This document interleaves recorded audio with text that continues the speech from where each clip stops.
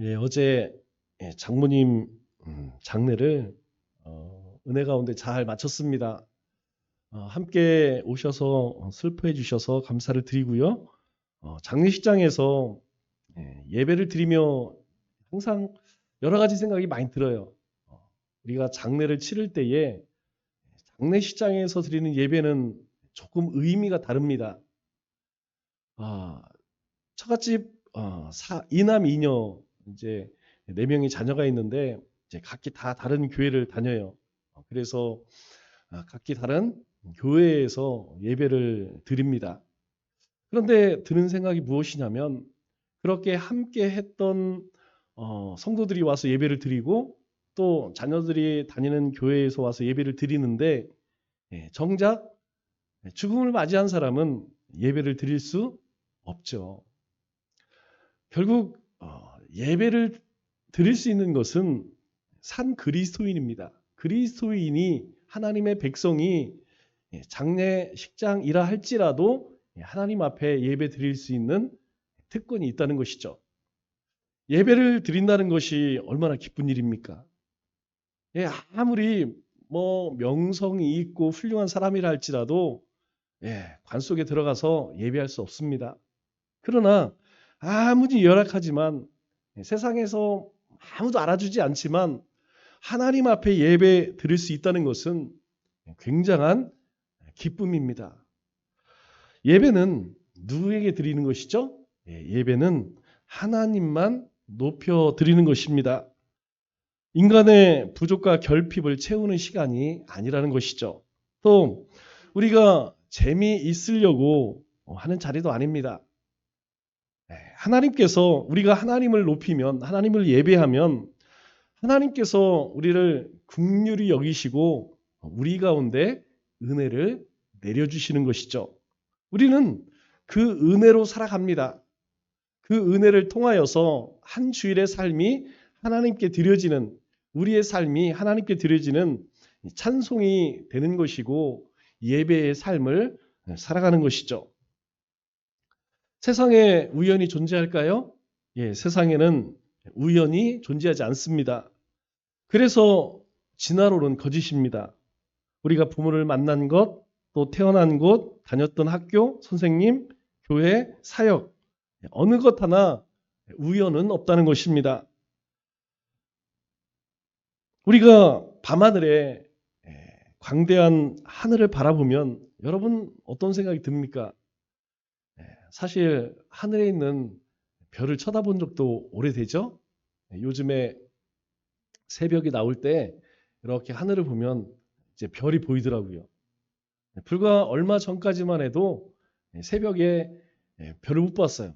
해가 그만큼 짧아졌다는 얘기죠. 이 하늘을 바라보며 그 수많은 별들을 바라보면 우주의 광활함이 얼마나 크고 넓은지 상상을 할 수가 없죠. 보면 볼수록 그렇습니다.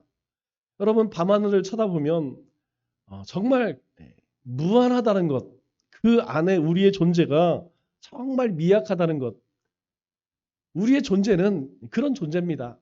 사실 우주 속에 나라는 존재는 지극히 먼지와 같은 그런 존재이죠. 이 광활한 우주 속에서 우리의 인생을 평가한다는 것은 사실 의미가 없습니다. 아마 여러분들도 좋아하는 찬양 가운데에 저도 이 찬양을 참 좋아하는데 나의 반석이신 하나님이라고 하는 찬양이 있죠. 이 찬양의 후렴을 보면 이렇습니다. 신실하신 하나님, 실수가 없으신 참 좋으신 하나님. 이 말씀이 두 번 반복되는 찬양이죠. 이 가사의 내용을 한번 들여다보면 신실하신 하나님, 실수가 없으신 참 좋으신 하나님. 여러분 이 말씀을 우리가 묵상하면 묵상할수록 어떻습니까?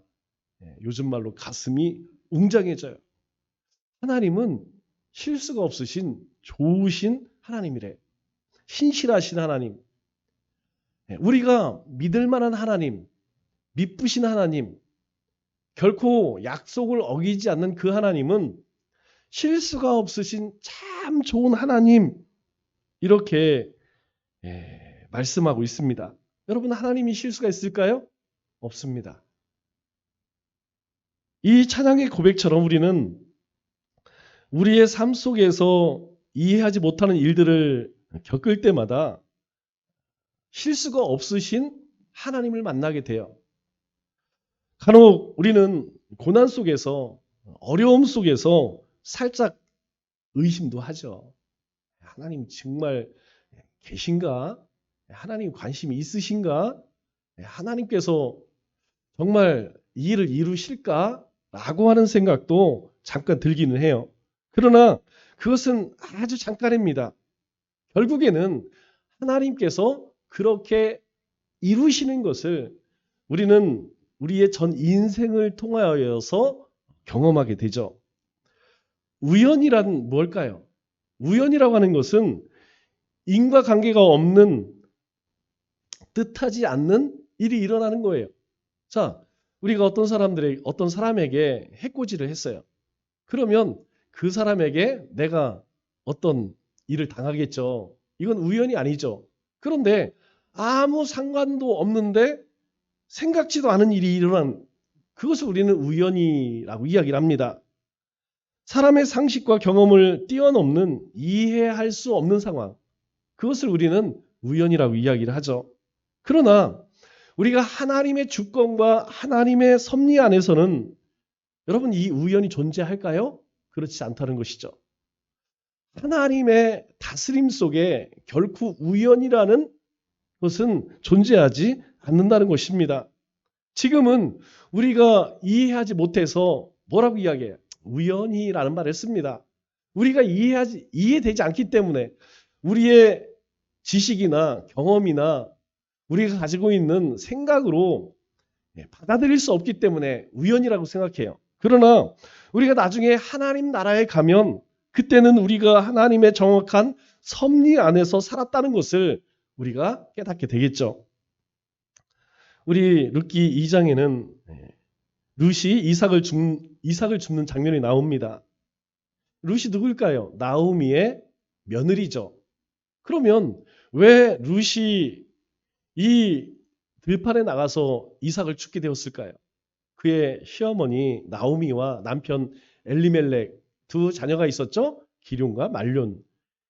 이들이 베들레헴에 살았는데 베들레헴에 흉년이 들었어요. 기근이 들은 것이죠. 먹고 살기가 힘들어서 좋아 보이는 모압 땅으로 이주를 합니다. 그런데 그곳에서 자리를 잡고 두 아들도 결혼했는데 그만 다 죽어버렸어요. 남편도 죽고 두 아들도 죽고 이제 과부 셋만 남았습니다. 그래서 이 시어머니 나오미가 며느리들에게 내 살 길을 찾아가라. 그런데 오르반은 가버리고 룻은 끝까지 시어머니를 쫓아 베들레헴에 오게 되죠. 그런데 베들레헴으로 다시 돌아온들 생활할 근간이 있을까요? 이미 고향을 떠난 지가 오래돼서 먹고 살 길이 막막하죠. 당장 여러분 입에 풀칠을 해야 되지 않겠습니까?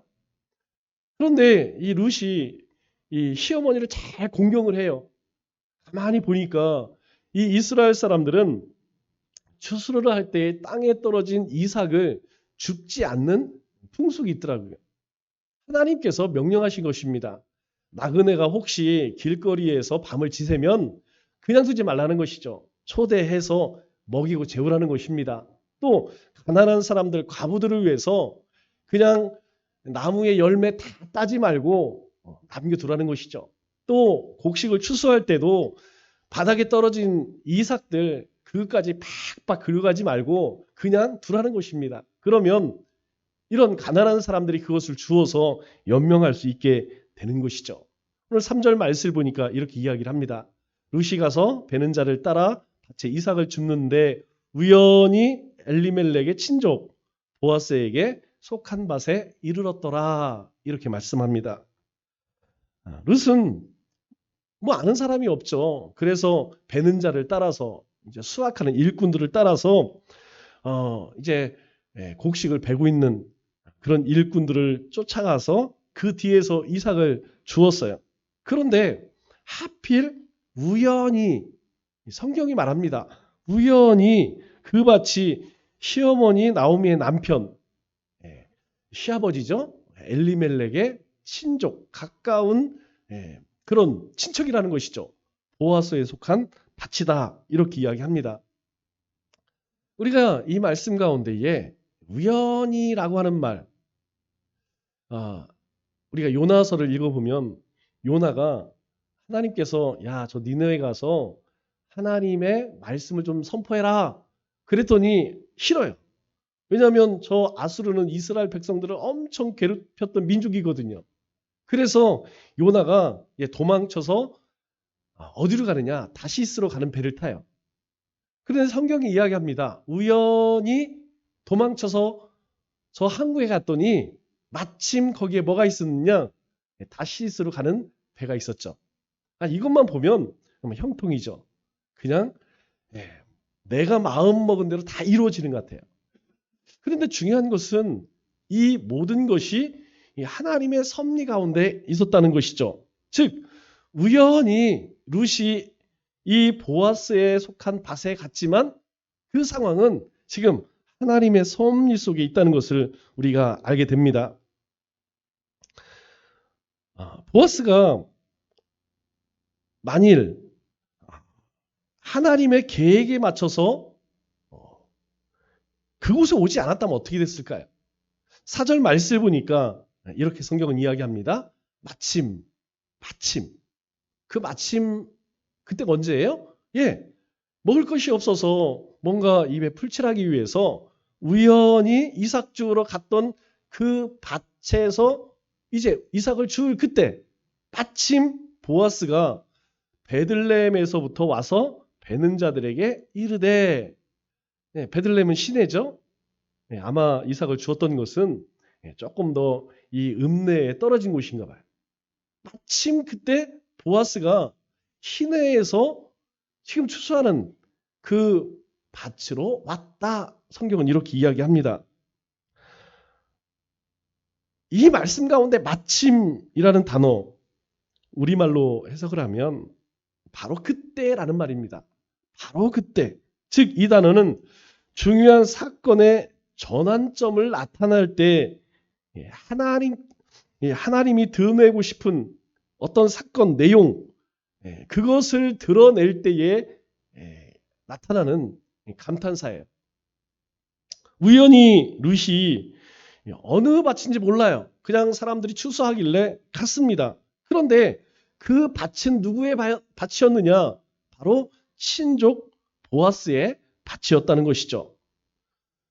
그 보아스가 또 마침 하나님의 섭리 속에서 그 장소에 등장을 합니다. 더구나 보아스는 그냥 관계없는 그냥 지나가는 그런 사람이 아니었죠. 시어머니 나오미의 남편 엘리멜렉의 친족으로 우리가 성경에서는 기업 물을 자라고 그렇게 이야기를 합니다. 기업 물을 자라는 것은 레위기 25장에 친족 보호법에 나오는 그런 하나님께서 정하신 사람이에요. 하나님께서 기업 물을 자를 정하신 이유는 무엇이냐면 이스라엘 백성들은 가나안 땅에 들어가면서 땅을 분배받습니다. 지파별로 지파의 가족 인구수대로 땅을 받아요. 그런데 만일 그 땅을 받은 사람들이 사라져버리면 그 땅은 그냥 공중에 붕 떠버리죠. 아니면 어떤 욕심 많은 사람이 가져가 버리면 그만이죠. 그런데 이 이스라엘 백성들이 받은 땅은 누가 주신 것이냐? 하나님이 주셨다라고 해요. 하나님이 아브라함에게 약속하셨고 약속하신 대로 그 땅을 받아서 이스라엘 백성들이 누리게 되었던 땅이죠. 그래서 이 땅은 영원히 소유를 못합니다. 다른 사람들에게 내가 땅을 샀어 또는 빚으로 인하여서 땅을 취했어도 이 희년이 되면 다시 다 돌려줘야 돼요. 왜냐하면 그 땅은 하나님이 주신 것이기 때문에 그 주인이 아닌 다른 사람은 영원히 소유할 수 없는 것이죠. 그런데 문제는 만일 자손이 없어서 자녀가 없어서 대를 잇지 못하게 되면 그 땅은 그냥 사람들 욕심에 의해서 사라져 버릴 수밖에 없게 되는 것이죠. 그래서 그 혈족을 유지하기 위해서 하나님께서 만드신 제도예요. 그러니까 자녀가 없이 남편이 죽었다. 그러면 그 형제가 그 다음에는 삼촌, 사촌, 오촌 그렇게 가장 가까운 사람이 자녀를 가질 수 있도록 보호하는 법이라는 것이죠.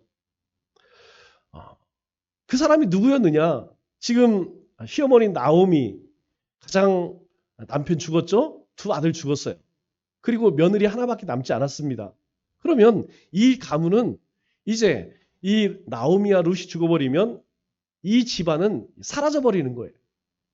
그래서 이러한 것을 방지하기 위해서 이 기업 물을 자를 만드신 것이죠. 그 사람이 누구였냐면 보아스였습니다. 그런데 그 보아스가 마침 우연히 이 곡식을 줍는 그 자리에 나타난 것이죠. 만일 보아스가 요즘 우리가 엔저라고 하죠. 일본 물가가 굉장히 싸졌어요. 그래서 일본에 가서 여행하기가 참 쉬워졌습니다. 이 엔저로 인하여서 보아스가 아이고 일본 안 가봤는데 일본 여행이나 한번 가볼까? 그래서 만일 보아스가 여행을 떠나 버렸다면 룻은 어떻게 되었을까요? 여전히 고생을 하고 있었을 것입니다. 계속해서 그렇게 누군가의 도움이 없이는 살아갈 수 없는 처지로 살아갔겠죠. 즉 룻은 우연히 갔지만 하나님은 보아스를 이 때에 맞추어서 보내셨다는 것이죠. 우리 인생에 우연이 있을까요? 우리 인생에 우연은 없습니다. 우리 가정을 가진 것, 우리 배우자, 아내, 남편, 우리 자식, 그리고 우리의 삶의 터전도 마찬가지고 우리가 섬기는 교회도 또 함께 우리가 하나님 나라의 일을 감당하는 우리 지체들도 우연히 만난 존재가 아니라는 거예요. 우리가 볼 때에는 우연히 이 사람을 만나서 가정을 이룬 것 같지만 우연히 그냥 먹고 살기 위해서 취업을 한 것 같지만 우연히 오다 가다 이 남청주 교회를 섬기게 된 것 같지만 하나님의 주권과 섭리로 보면 그렇지 않다는 거예요. 하나님께서는 반드시 만나야만 했고 하나님께서는 반드시 내가 그곳에서 일을 해야만 했고 하나님께서는 우리가 반드시 이곳에서 섬겨야만 하나님의 뜻을 이룰 수 있기에 우리를 이곳으로 보내셨다는 거예요. 여러분 우리가 품은 태신자는 어떨까요? 여기 미소 미용실 원장님 저하고 무슨 연관이 있을까요? 없어요. 그런데 우연히 이 미용실 저 미용실 다녀봤지만 뭐 머리를 그렇게 시원찮게 잘 깎는 그런 미용실이 없는 것 같아요. 제 기준으로 별로 만족이 없어. 그래서 우연히 가봤어요.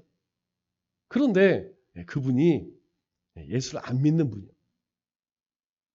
하나님께서는 우연히 머리를 자르러 갔는데 하나님께서는 그 사람을 불쌍히 여기는 마음을 주셨더라고요. 저는 우연히 사람들과 모임을 했는데 그 모임 가운데에 어떤 사람이 하나님을 모르고 세상의 향락을 즐기고 살더라고요. 그 사람을 태신자 삼게 하시더라고요. 하나님의 섭리 속에는 우연이 없다는 것입니다.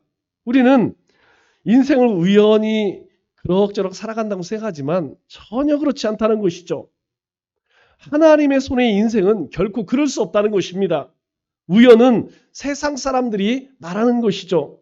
그런데 그리스도인이다 하더라도 하나님의 일하심과 하나님의 주권을 온전히 이해하지 못하면 내가 우연히 했는데 그렇게 됐다. 그렇게 생각할 수도 있겠죠. 그러나 우리 모두는 결국 하나님의 주권에서 떠나 살 수 있을까요? 없다는 것입니다. 우리 인생은 하나님의 일하심 속에 하나님의 주권 속에 살아가고 있다는 거예요. 우리가 만유의 주라는 말을 쓰죠. 우리 찬송에도 만유의 주제라는 말을 씁니다. 그럼 이 말의 뜻이 무엇이냐면 하나님께서 우주 만물의 운행을 주관하시고 다스리시는 통치자라는 뜻이에요. 하나님께서 만드신 온 세상을 여전히 그 하나님의 권능으로 다스리는 분이 바로 하나님이란 뜻입니다. 그래서 우리는 그 하나님을 만유의 주라고 이야기하는 거예요. 모든 사람은 하나님이 주신 시간과 공간 안에 살아갑니다. 그런데도 대부분 사람들은 어떻습니까? 그거 생각 못하죠. 뭐만 생각합니까? 자신의 시간밖에 보지 못한다는 거예요. 자신의 시간대밖에 보지 못한다는 거예요. 즉 현실밖에 보지 못한다는 것입니다. 그래서 눈앞에 있는 일, 즉 죽어라 바라보는 근시안적인 그런 사고로 살아갈 수밖에 없다는 것이죠. 그게 뭡니까? 바로 무엇을 먹을까? 무엇을 마실까? 무엇을 누릴까 하는 현실에만 충실한 삶을 살아가게 된다는 것이죠. 그러나 하나님은 그런 분이 아니죠. 하나님은 과거, 현재, 미래를 다스리시는 시간을 초월하신 분입니다. 우리가 하나님을 만났다라고 하는 것은 결국 하나님의 시간을 이해하는 안목을 갖게 되었다는 뜻이에요. 내 인생이 과거에도 오늘도 앞으로도 그 하나님의 시간 속에 살아간다는 것을 깨달았다는 것이죠. 그래서 우리의 삶에는 큰 변화를 맞이하게 됩니다. 하나님께서 우리에게 주신 소명을 주실 때 하나님은 우리의 시간 속, 우리의 삶 속으로 직접 찾아오셨다는 것이죠. 그리고 우리를 하나님의 그 시간 안으로 우리를 이끄시고 살아가게 하신다는 겁니다. 그래서 그리스도인은 대충 그럭저럭 그렇게 살아서는 안 된다는 것이죠. 왜 그렇습니까? 우리가 이 현실에 살아가지만 사실은 하나님의 시간 안에 살아가고 있다는 것이죠. 그래서 사도 바울이 이런 고백을 하죠. 사도행전 2장 24절 말씀을 보니까 나는 내가 달려갈 길과 주께 받은 사명 곧 하나님의 은혜의 복음을 증언하는 일에 마치려 하면은 나의 생명조차 귀한 것으로 여기지 않노라 이렇게 고백합니다. 왜 내가 목숨을 바쳐서 내가 인생을 걸고 하나님께서 나에게 주신 그 복음을 위해 살았느냐? 사도 바울이 마지막 고백하는 거예요. 나는 내 인생 전체 이것을 위해 살았다. 하나님께서 나에게 부르신 그 소명과 사명을 쫓아서 나는 목숨을 다하여서 내 인생을 다하여서 나는 살았다. 그렇게 고백하죠. 왜 그럴까요? 바로 하나님의 시간 속에 살았기 때문이에요. 사도 바울만 그렇습니까? 아닙니다. 우리도 하나님의 시간 속에 살아가는 그런 존재라는 거예요.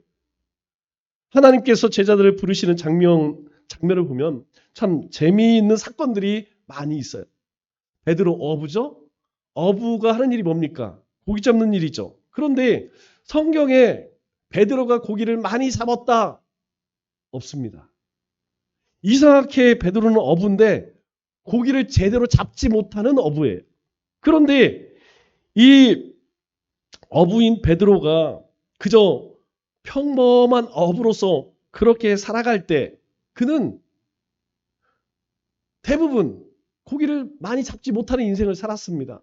그런데 예수님께서 이 베드로의 시간 속으로 찾아오시죠. 베드로를 찾아오십니다. 그런데 베드로의 인생 속에 예수님이 찾아오시니까 그 삶이 어떻게 바뀌어져요? 예, 그물이 찢어질 만큼 많은 고기를 잡는 어부가 되었어요. 거의 대부분 허탕칩니다. 뭐 많이 잡은 날도 있었지만 성경에는 대부분 고기 못 잡은 그런 장면만 나와요. 그런데 예수님을 만나고 나니까 예수님이 함께 하시니까 한 번도 빈 그물을 건진 적이 없어요. 그물이 찢어질 만큼 많은 그물을 건지게 되었죠.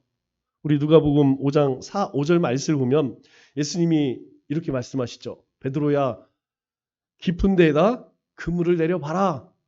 그러니까 이 베드로가 뭐라고 이야기하냐면 이렇게 이야기해요. 예, 제가 그냥 알고 있는 지식으로 그물을 내렸는데 맨날 허탕쳤습니다. 그러나 선생님 말씀을 의지하여서 당신이 내 인생에 찾아오셨으니까 당신 말대로 한번 해보겠습니다 라고 하니까 그 다음에 엄청난 고기를 잡는 어부가 되었죠. 예수님과 시간이 겹치니까 전혀 다른 삶, 이전에 경험하지 못한 삶을 살게 되었다는 것입니다. 더 놀라운 것은 무엇이냐면 베드로는 원래 고기를 잡는 어부였어요.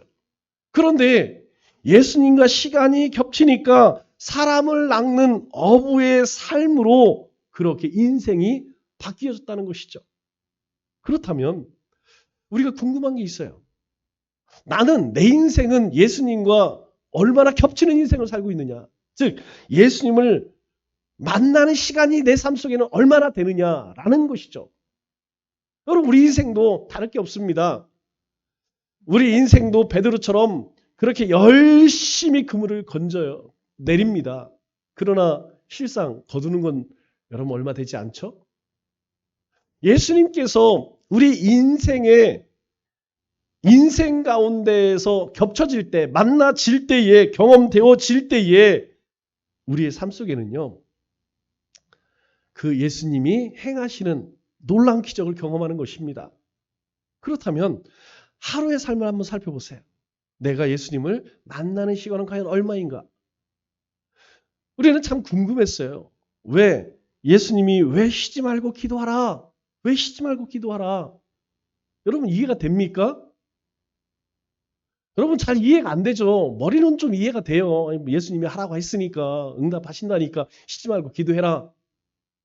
여러분 그 말씀의 뒤에는 뭐가 숨겨져 있냐면 네가 기도하면 내가 네 인생 속에 네 시간 속에 들어가겠다는 거예요. 네 시간 속에서 내가 역사하겠다는 겁니다.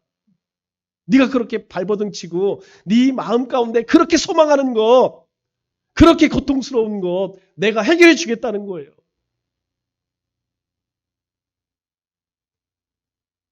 하나님은 미디안 광야에서 평범한 목자의 삶을 사는 이 모세를 부르십니다. 모세는 양떼를 몰고 광야를 지나서 호렙산에 가게 되죠. 그리고 40년과 그 일을요 계속해서 그렇게 한결같이 반복합니다. 그런데 어느 날 하나님께서 이 모세의 삶 속으로, 시간 속으로 찾아오시죠. 출애굽기 3장 1, 2절 말씀 보니까 모세가 장인의 양을 치더니 서쪽 광야로 인도하여 하나님의 산 호렙의 이름에 여호와의 사자가 떨기나무 가운데에 나오는 불꽃 안에서 그에게 나타나시니라. 모세가 찾은 거 아닙니다. 하나님께서 모세 앞에 나타나셨어요. 우리가 내가 예수님을 믿어야겠다. 그래서 우리가 예수님 믿은 거 아닙니다. 예수님께서 베드로를 찾아갔듯이 모세를 찾아왔듯이 우리 가운데 찾아오셨다는 것이죠. 우리 가운데 우리 시간 속에 우리 인생 속에 들어오셨다는 것입니다. 이때 모세는 하나님의 시간 속에 참여하는 놀라운 경험을 하죠. 그게 뭡니까? 불이 살아있는데 나무가 타지 않아. 떨기나무가 불에 붙지를 않아요. 하나님께서 모세의 삶 속에 찾아오실 때에 모세는 뭐 했던 사람입니까? 장인 이드로의 양을 치는 목자였는데 그가 이제 이스라엘의 목자로 바뀝니다. 그가 양을 칠 때 뭐 사용했습니까? 지팡이 사용했어요. 이스라엘 백성들 이끌고 나갈 때도 지팡이 들고 있었습니다. 그런데 이 지팡이의 용도가 달라져요. 양치기였을 때는, 목자였을 때는 양을 치는 지팡이였습니다. 그런데 이제 이스라엘 백성들을 이끄는 지팡이가 된 것이죠. 그리고 이 지팡이는요, 이제까지 한 번도 경험하지 못한 놀라운 역사를 행하게 됩니다. 홍해 갈라집니다. 바위를 치니까 물이 나와요. 하나님의 살아계심을 경험하는 그런 지팡이로 바뀌었다는 것이죠. 하나님의 부름받은 사명자는 여러분 필연적으로 하나님을 만날 수밖에 없습니다. 하나님의 시간과 겹칠 수밖에 없다는 것이죠. 왜요? 하나님이 우리 가운데에 어떤 목적을 두셨어요. 하나님께서 우리의 모든 한 사람 한 사람의 삶에 사명이라는 걸 주셨기 때문에 그 하나님을 피해 살 수 없다는 것입니다. 요나가 아무리 하나님을 피해 다닌다 할지라도 그 하나님을 피할 수 있느냐? 없다는 것이죠. 가장 슬픈 삶이 뭘까요? 그리스도인에게 가장 슬픈 삶은 자신의 삶 속에 목적이 무엇인지 모르는 삶이에요. 내가 왜 살고 있는가? 그냥 밥 먹고, 여러분 이게 사는 게 아닙니다. 그리스도인의 가장 슬픈 삶은 무엇이냐면 목적 없는 삶이에요. 왜 그러냐? 첫째로는 자기 자신이 누군지 몰라. 자기 자신이 얼마나 귀한 존재인지 모른다는 거예요. 두 번째로는 만족을 하지 못해요. 세 번째로는 자기의 가치를 모릅니다. 더 중요한 것은요, 하나님의 역사하심을 경험하지 못한다는 거예요. 온 세상을 만드셨습니다. 창조주시고요. 그 만드실 세상을 여전히 그 권능으로 다스리시는 하나님이세요. 그런데 그 하나님을 내가 경험을 못해. 그래서 내 힘으로 살아가고 있어. 얼마나 고단합니까?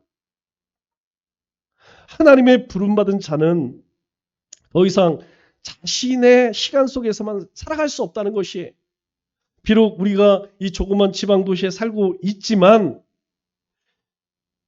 이곳을 넘어서, 이 청주를 넘어서 내 이웃, 내 나라, 그리고 온 세상을 생각하는 큰 꿈을 갖게 된다는 거예요. 저는 기도할 때마다 빼놓지 않는 세 가지의 기도가 있어요. 하나님, 이 청주의 열의 하나 우리 남청주 교회가 책임져 보겠습니다. 우리 남청주 교회가, 이 청주가 83만이라 하니까 8만 영혼은 우리가 책임지겠습니다. 쬐그만 교회지만 한번 8만 영혼에게 복음을 전하는 교회 한번 돼보겠습니다. 8만 영혼을 구원하는 교회가 되겠습니다. 하나님, 우리에게도 하나님 새 예배당 주옵소서.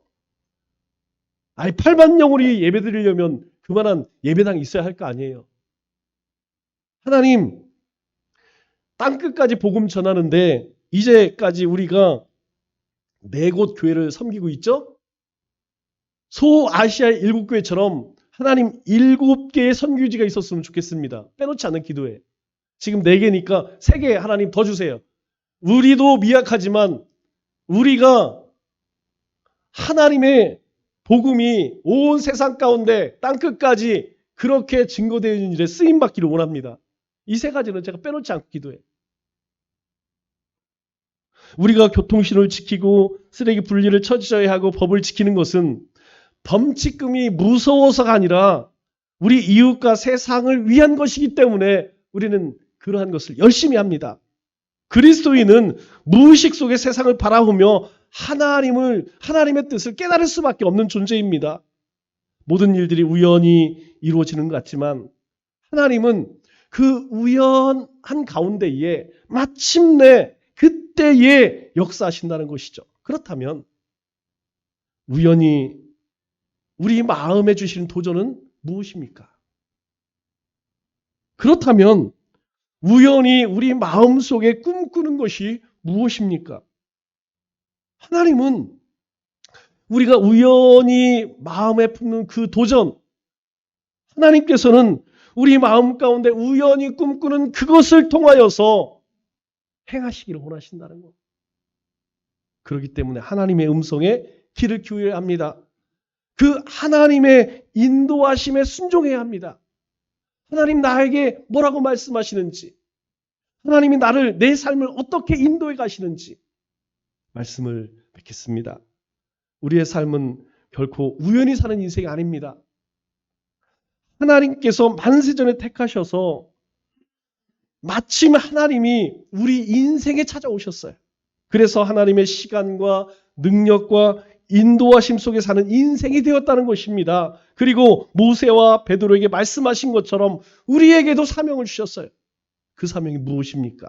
바로 하나님의 나라를 위해서 내 마음에 주신 것, 여러분 마음 가운데 주신 것, 그것이 바로 하나님이 여러분에게 주신 사명입니다. 이 한 주간도 우연히 우리 마음속에 주신 이 믿음의 도전이 하나님께서 이루실 사명임을 깨닫고 순종의 믿음으로 또 담대한 믿음으로 감당하는 우리 믿음의 권속들 다 되시기를 주님의 이름으로 축원합니다.